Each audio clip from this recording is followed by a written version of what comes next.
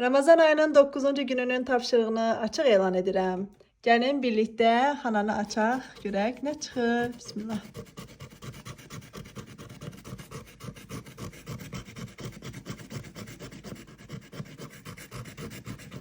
Dostlar, buradan da belə bir tapşırıq çıxdı. İftar üçün xurmaları və suyu məscidə gətirin və onu cömərtcə paylaşın.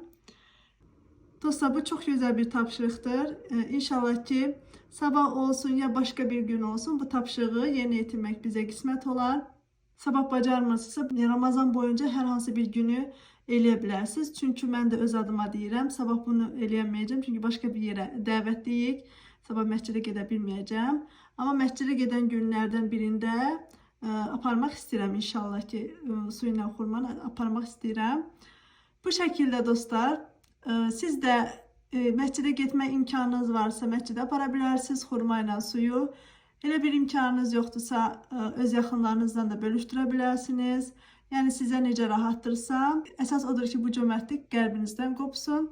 Və bu challenge-ı sizə ötürəm dostlar. İnşallah siz də bacarsaz, eləsəz aşağıda kommentlərə yazarsınız. Bu günlük məndən bu qədər. Özünüzə yaxşı baxın. Hələlik.